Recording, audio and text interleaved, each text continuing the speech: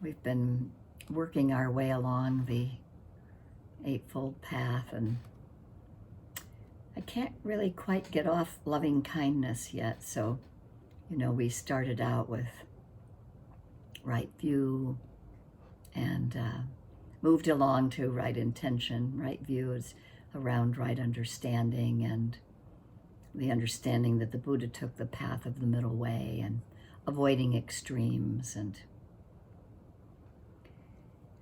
that we need to first understand what we are doing and why we're doing it and how mindfulness relates to the rest of our lives. And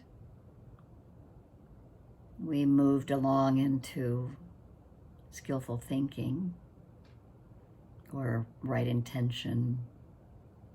It's also seen as letting go, generosity, renunciation, right resolve, that in this step of right thinking and right intention, sometimes these thoughts of just letting go, of not being attached to harming ourselves, sometimes that can be really, really subtle in our thought forms. And also is the second positive thought in right resolve. It is loving-friendliness. The long picture of it is trying to love our enemies, or letting go of anger, letting go of negative states of mind, and creating this space in our mind for the cultivation of positive thoughts of friendliness to ourselves and to others. And this sort of skillful thinking, we can notice replacing or letting go of unskillful thoughts and things that might cause us suffering, letting go of anger, letting go of negative states of mind, creating a space in our minds for cultivating positive thoughts so that we can try to replace some of the angry or hostile thoughts with thoughts of loving kindness and loving friendliness, or metta. And so in our conversation on metta last week, we talked a little bit about the near and far enemies of metta also. And I just wanted to focus a little bit on the idea of just relaxing, and being nice to each other, being kind, and trying to just help each other, and noticing when thoughts come in the mind of maybe harming another. Sometimes it's in really subtle ways, and those of us who are in relationship can see this really evidently on a regular basis when we're trying to be more subtle in understanding our thought patterns. And so one of the things I've noticed that's helpful, whether you're in relationship with a single or other people or a family, or whether you're on your own, that focusing on the good qualities in people. The proximate cause for loving kindness is for that to arise. It's focusing on the good qualities in people, and whether it's ourselves or others, and that we're all this package of different qualities, and some are desirable and some are not so desirable. And when we don't see the good in people and we focus instead on their annoying, irritating qualities, it's easy for ill will and judgments and anger and even hatred to arise. But if we make it a practice to seek out and relate to the good in each person, then this feeling of loving kindness grows, naturally. And joy and some spaciousness and freedom in our minds can come from that. And I notice for me that this practice takes a lot of effort. It takes a kind of change in my mental habits. There's that inner remote control that I sort of lose sometimes, and I get lost in some aversive state, or even just a neutral one. I don't even know really what's going on, or where I am, or how aware I am. And I try to have this image of the remote control somewhere, like in my pocket or something, or maybe even in my heart, that I can make an attempt to change the channel. And the metta channel is always available. It's just that I notice I need to avail myself of it sometimes more often than I am. And that if I develop this habit of seeing the good in others,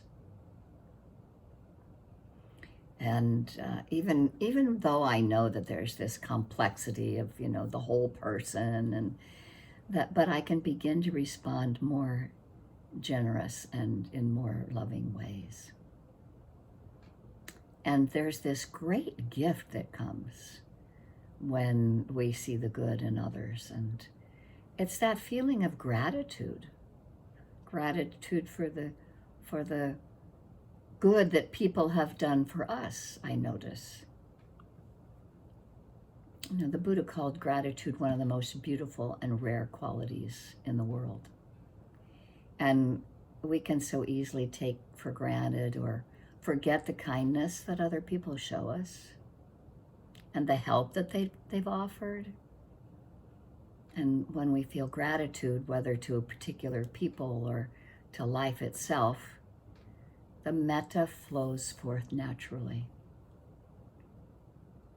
And it was interesting to notice that over when we were showing the movie of Mission Joy, that taking a moment to notice what the mind state was like right then, and then writing down or thinking to ourselves 8 things that we are in gratitude for.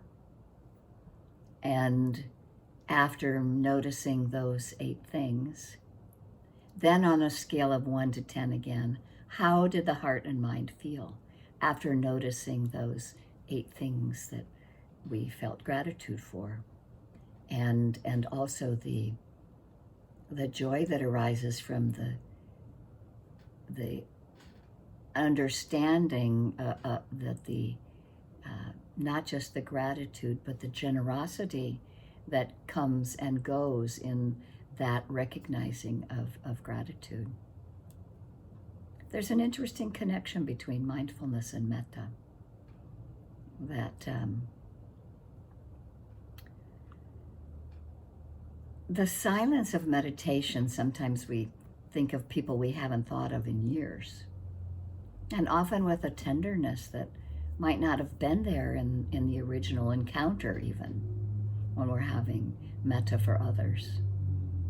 And I've noticed for myself that as my mind becomes more open and a little less defensive, that I begin to experience metta as a real basic quality of awareness.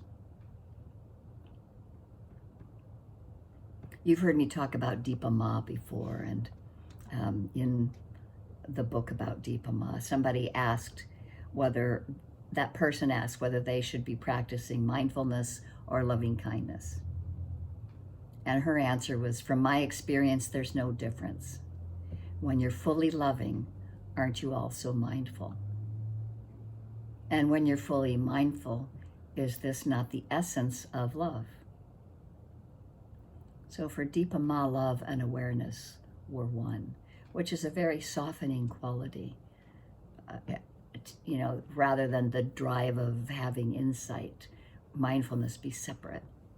That it doesn't mean that we're not going to get angry or annoyed, or, the Dalai Lama said, sometimes I get angry, but deep in my heart, I don't hold a grudge against anyone.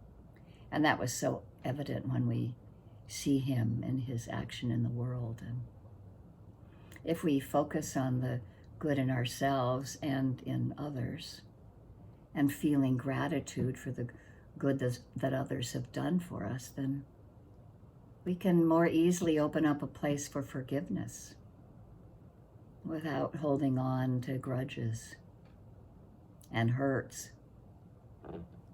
I had somebody visiting me just for a couple of days just now, and I knew him in the past for a few years, and then I hadn't seen him for a while. And as he sat out on my patio and we were eating breakfast, I had an interesting whole series of emotions and thoughts that went through my mind as I was listening to him, because he was talking to me about the hurts that he had felt from his ex-wife and the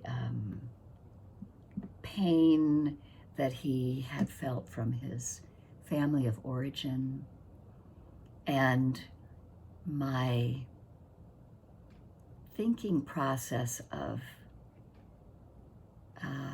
how we can cultivate forgiveness and not hold on to old grudges and hurts is really important for our well-being. And sometimes we let go of these in a moment, and sometimes letting go of them takes a way longer process.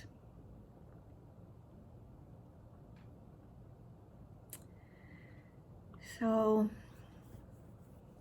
I just thought I would mention a little bit more, that we'd have a little more conversation about, loving kindness, and that